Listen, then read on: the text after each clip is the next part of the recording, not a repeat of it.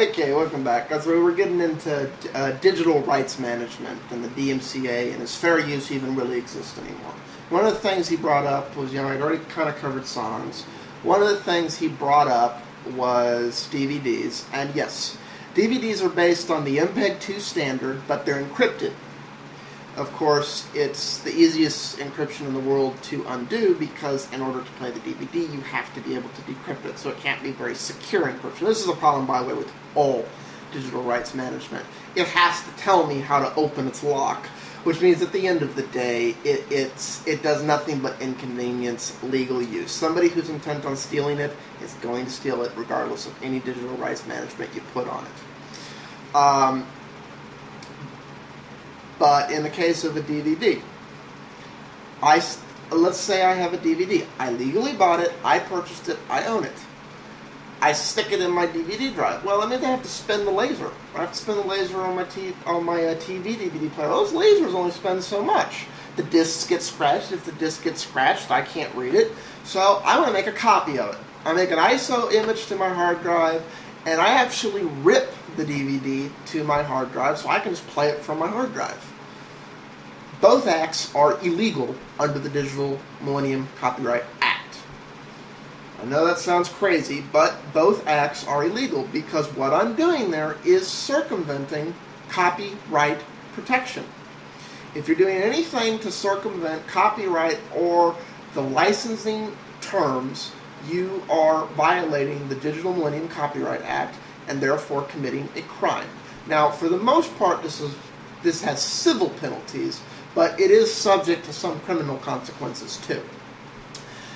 Now, this sounds really trivial, but it's far worse than that.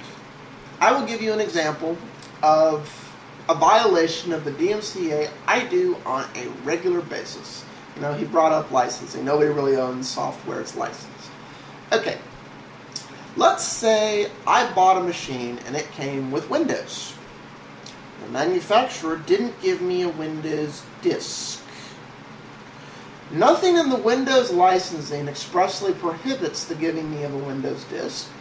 Nothing in the Windows licensing agreement expressly prohibits me using a Windows disk to repair my system, such as if I get a corrupt file or in the event of a total system crash, reinstall Windows or so on and so forth. However, under the Digital Millennium Copyright Act, me, as a tech, providing somebody with a Windows disk, which I do on a routine basis, if their system didn't come with it, I give them a copy of the version of Windows that came with their system. Because I got disks of just about every Windows version going back to 95. And I have a 3.1 floppy laying around somewhere. I have no idea where it is.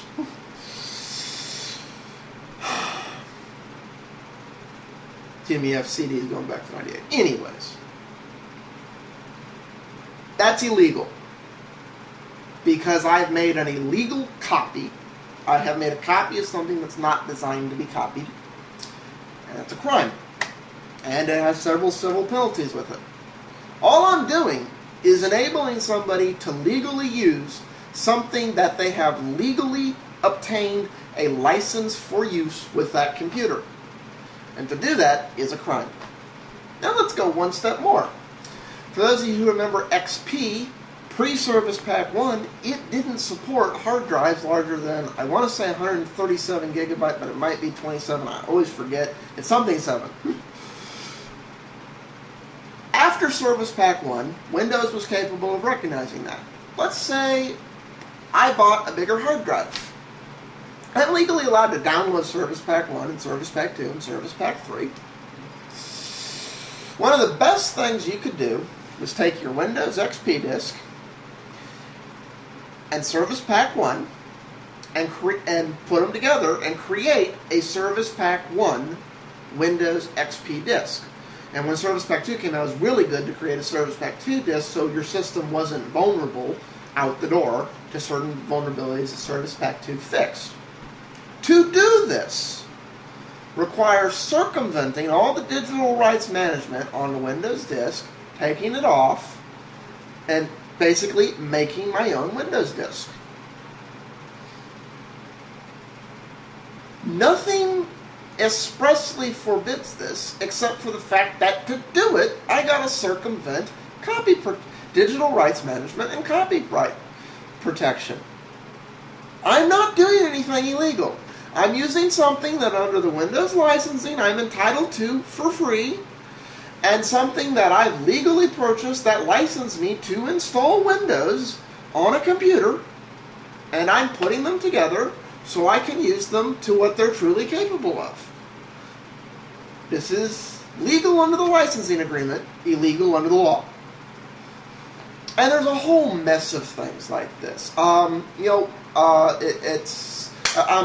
on Microsoft here, but this is true with all software. Let's say I have any piece of software and I purchased an upgrade copy because on my computer I have a prior version of it. Well, the first thing an upgrade copy usually does is check to make sure that the prior version is installed.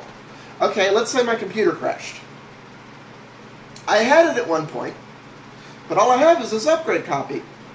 The whole software's on this upgrade copy, but it's looking for something that it can no longer verify because of data corruption or a hard drive broke or so on and so forth.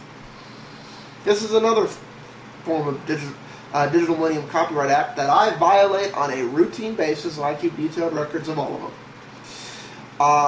Because they legally bought it. They're not using an upgrade in place of a full, they're not it's something's gone wrong with their computer and they can no longer verify that. There's not a way to get there from here without breaking the law.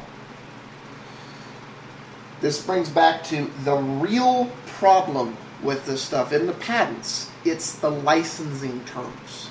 It's the terms under which it's licensed, and that there's no way to get around this. Of course, obviously people would use all the things I just named to do to steal, which is why this is such a thing. But it's a whole cat and mouse war, and like I said, at the end of the day, this does nothing but hinder legal use. And honestly, I would say because of the increasing need to break the law to use what you legally own, more and more people are violating copyright law than used to in the past. Used to, it was looked upon as stealing. Now it's become, I have to break the law to use what I legally have the right to use, and that is absurd.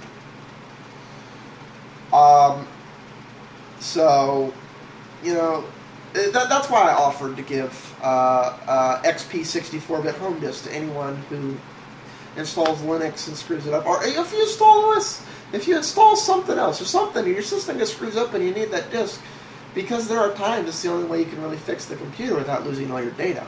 I'm not going to give you a key, and I know I'm violating the law doing that, but I still hold stead by that offer. Microsoft, if you feel me making people being able to use your stuff is a crime, sue me. I'll be happy to defend that. Because I would argue that that should have been protected under fair use. And I would love nothing more for that case to have the Digital Millennium Copyright Law voided. So, you know, that's the this whole situation. How it's licensed determines. In the case of a lot of licensing, with the exception of Microsoft licensing, it's licensed per the user. I'll give you an example. WordPerfect is licensed per the user. So if you have a copy of WordPerfect, you are allowed to install that on every single computer you own, legally. Same thing with Crossover. You know, OpenOffice, of course, is free to everyone. But you know, those are two versions of paid software. That's the licensing term. I prefer that licensing term. I also think digital rights management should largely be removed, so that's fine. I think stealing software should be prosecuted to the full extent of the law. I don't think doing what you have to fairly use what you own or paid money for should... It's not, because like in the case of making the Windows Service Pack 1 or Service Pack 2 disk, my alternative is to break the law or to give Microsoft $300 to repurchase something I already own. And in the case of 7, it's $150 to $300. The part is what came with your machine.